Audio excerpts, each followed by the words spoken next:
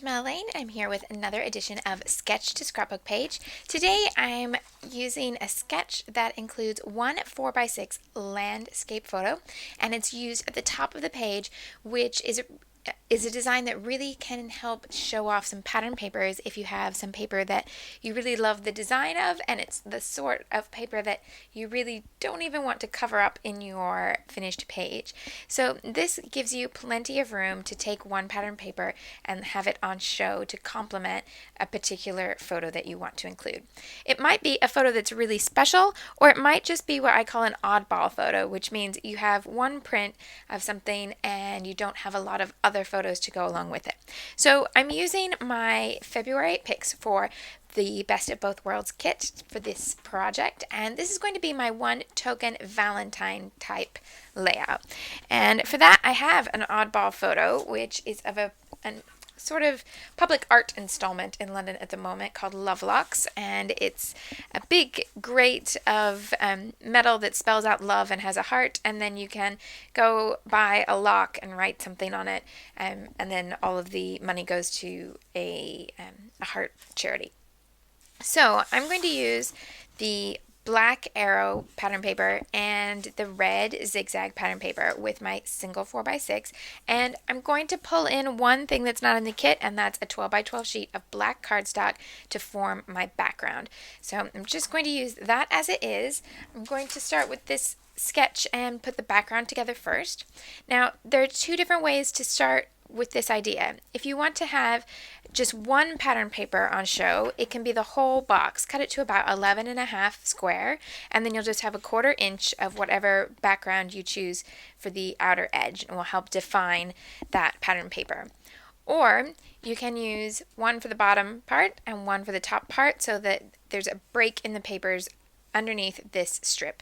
Because I don't have a full 11.5 inch square of either of these, I'm going to do that second option. I'm going to put the red at the top, the black at the bottom. Both pieces of paper are 11.5 inches wide, so I have a 1/4 inch around the page, and then this one is about 8 inches tall, and this one is just shy of 4 inches tall. That means that they have this join here across the middle, and I've got two easy options in my kit to cover that join. The reverse of the red pattern paper is this red, pink, black, and white stripe. So I could use that to divide them, or I could use the washi tape. Now I've still got the striped version. Many of you may have the heart version, and so it would just depend on where you want to go with the pattern. Now I know that I have a lot of other pattern papers in my kit that are cream based, and the arrows in this black print are white, but there's not any white or cream in this red. Bringing this pattern paper in here really makes the white quite obvious and bright.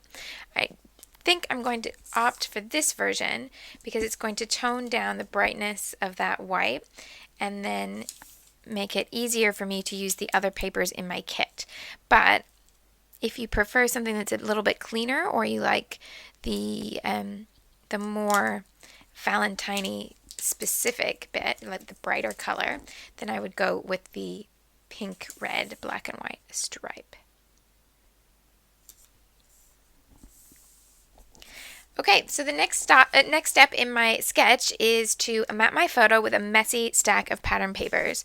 So I went through the different scraps and pieces that I have, and I love a little bit of turquoise with red. So I'm going to bring in these two patterns as mats, and I've just added quite a liberal amount of black ink around the edges to tone down the cream a little bit, so that I'm trying to minimize the starkness of those two. And then this is that corner piece that I cut away from a green polka dot paper in one of the earlier videos, but the other side has just a little bit of turquoise plus some green in a leaf print.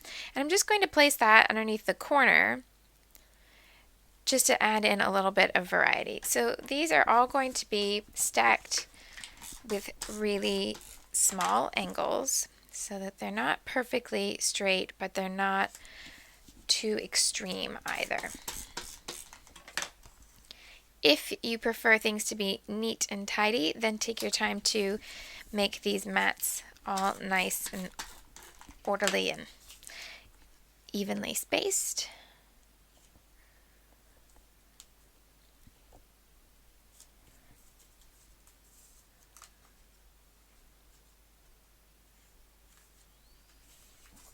And then I'm going to take that whole big stack and attach it to my page.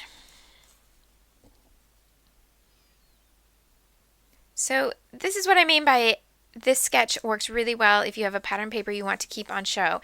Look at just how much of this paper is still going to be on display.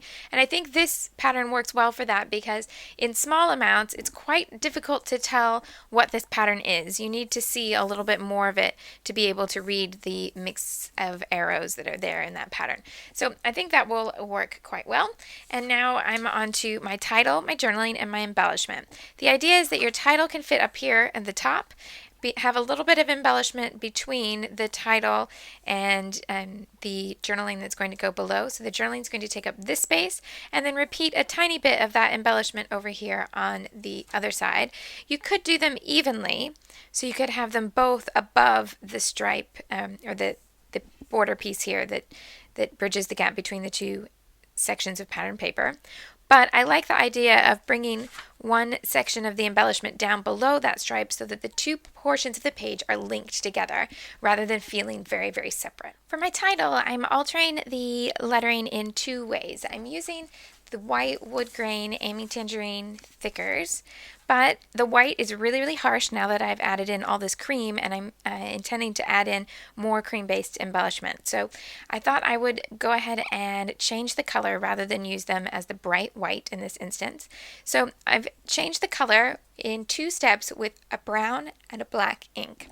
So I'm just using a tiny bit of brown ink. I didn't actually go back and re-ink this. It's just the ink that naturally ends up on the sponge after regular use.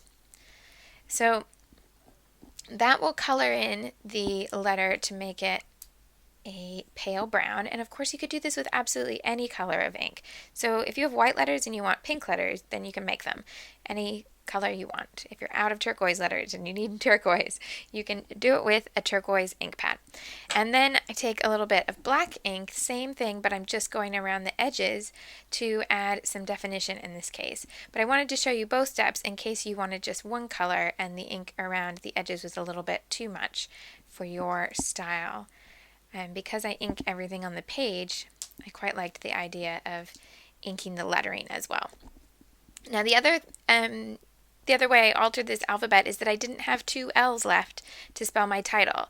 So instead of using the L, I've used the number 1 upside down, and that way I still have the same. I only had one L, so I could have done one L and one something else, but I liked the idea of being able to have them match, and that makes it look less like I ran out and had to cheat, which is really what happened.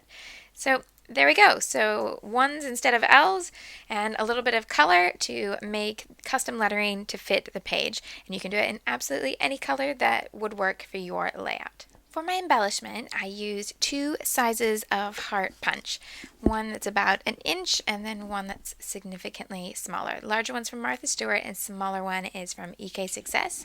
And basically, I think that punches are a great way to get more from your pattern paper and make your own embellishments rather than buying packs. But it comes down to figuring out if the punch is one that you will use time and time again and you're quite happy for it to repeat. If you like shapes like hearts or butterflies or anything else that comes in a punch and you're quite happy for that design to appear over and over and over again in your albums, then you'll get more for your money by buying a punch and then using it with all your different pattern papers as you go. But if you're the type of scrapbooker who really doesn't want a single motif to repeat time and time again, then punches are really not your best investment. You're going to want something that gives you the flexibility to do something different, and that might be a cutting machine like a Silhouette where you can cut different shapes every time you create a layout, or it might mean buying packs of embellishments that have a variety of pieces there instead of any sort of cutting tool. So just a little bit of balance there to think how that would work. So I wanted to show you how I made these little hearts. It's really just very, very simple, 3 steps. So one large heart punch, and that's inked with black ink around the edges and adhered straight to the page. Then the smaller heart punch comes from the black pattern paper, and that has a pop dot on the back, and I'm keeping the base lines of the hearts on the same horizontal level and just moving them over so that the smaller heart goes over that edge of the larger heart. And then just a tiny little bit of red detail. Now this is something really small on this layout, so you could do it just with a pen if you preferred.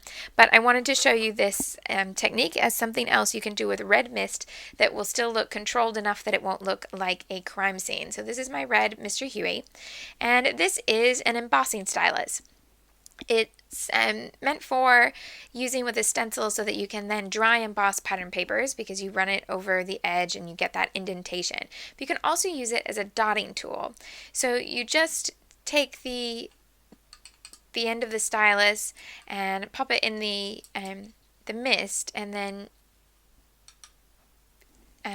get rid of any excess so that it's not absolutely dripping with mist on the rim of the bottle, and then just go straight up and down at a 90-degree angle, and you can make dots on the paper.